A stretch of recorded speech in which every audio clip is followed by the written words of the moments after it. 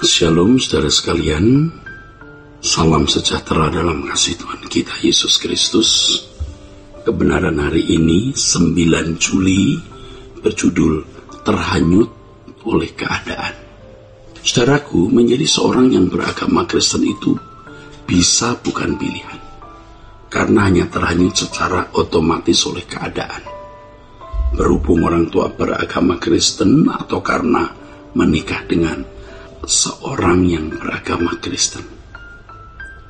Tetapi untuk menjadi pengikut Yesus, seseorang tidak bisa hanyut secara otomatis. Tidak bisa.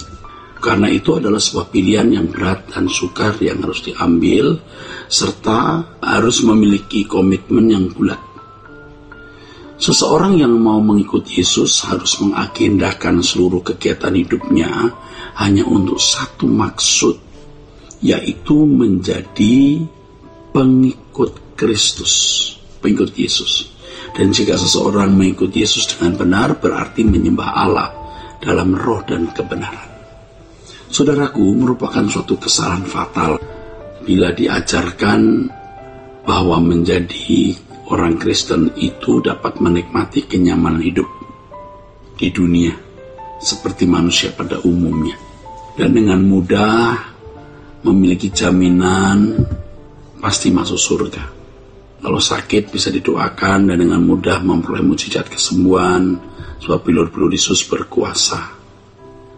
Di gereja-gereja tertentu selalu juga dikemukakan bahwa Allah itu baik, penuh kasih, memberi berkat jasmani secara berlimpah. Ajaran-ajaran seperti ini akhirnya melahirkan orang-orang Kristen oportunis. Artinya orang-orang yang mencari keuntungan tanpa memperdulikan kebutuhan atau kepentingan pihak lain. Sebab bagi mereka yang penting dirinya memperoleh keuntungan. Tentu mereka menjadi orang-orang Kristen yang tidak mengerti bagaimana mengabdi dengan benar kepada Tuhan, saudara. Di dalam gereja kita sering mendengar pernyataan-pernyataan seperti Allah baik, Allah menyayangi, Allah melindungi, saudaraku sekalian, Allah menjaga, Ia mengerti, ya. Allah mengerti perasaan kita, ya saudaraku. Tetesan air mata kita, ya, disimpan di kirbatnya dan lain sebagainya, yang senada. Pernyataan-pernyataan tersebut tidak salah kalau ditujukan kepada orang Kristen yang masih baru. Tetapi untuk orang Kristen yang dewasa mestinya tidak lagi dijejali dengan kalimat-kalimat tersebut. Kalau orang Kristen selalu terpaku pada pernyataan-pernyataan tersebut, mereka terparkir pada kebodohan sehingga selalu menjadi orang Kristen yang kanak-kanak. Ya, orang-orang Kristen yang berpikir secara kanak-kanak maksudnya. Kita bisa maklum kalau kalimat-kalimat seperti tersebut, ya, untuk orang yang baru masuk Kristen, atau secara biologis, ya, untuk anak sekolah minggu lah gitu, untuk anak-anak, ya, secara biologis untuk anak-anak yang masih muda, ya. Tetapi kalau kita sudah akil balik secara biologis, sementara umur semakin meninggi, mestinya kita makin dewasa rohani dan sudah tidak lagi memiliki alam pikiran seperti Kristen kanak-kanak, saudaraku, ya. Banyak komunitas Kristen yang tidak bertumbuh. Mereka tetap pergi ke gereja dan tetap berliturgi, tapi pemahamannya tentang Allah dangkal. Ya. Mereka hanya berbicara mengenai Allah yang baik, yang melindungi, yang mengampuni dosa, ya. Allah yang menyediakan surga, ya, memberi kekuatan, menyembuhkan orang sakit, ya, mencukupi semua kebutuhan dan lain sebagainya.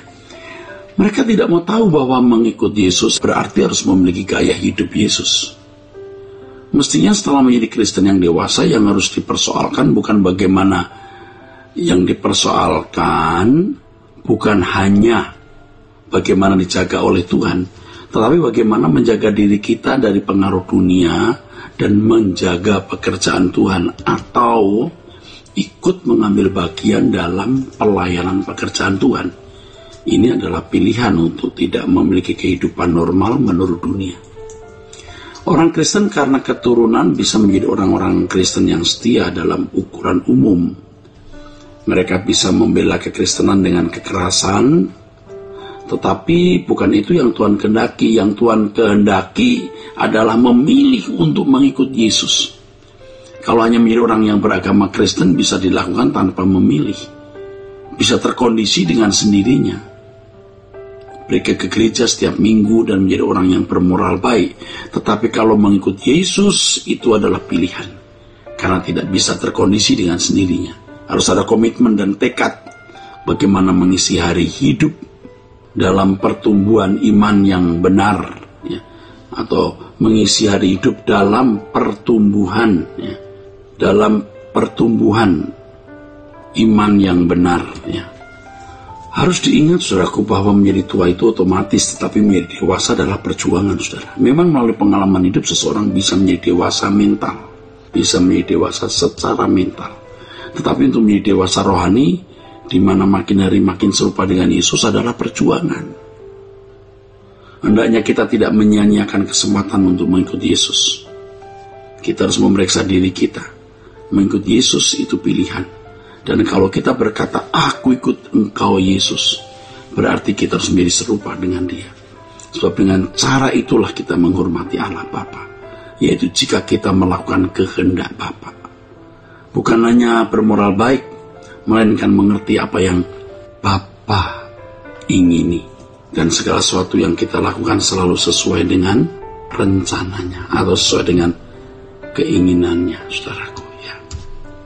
Saudaraku sekalian, setiap kita harus memiliki pertumbuhan dalam kecerdasan rohani, kepekaan mengerti kehendak Allah, apa yang baik, yang berkenan, dan yang sempurna. Jangan sampai pada usia tertentu kita sudah tidak bisa diubah lagi, dan itu mengerikan. Kita harus memahami bahwa iblis itu bermanuver luar biasa. Dan suksesnya adalah ketika orang tidak menyadari bahwa iblis membelenggu dia,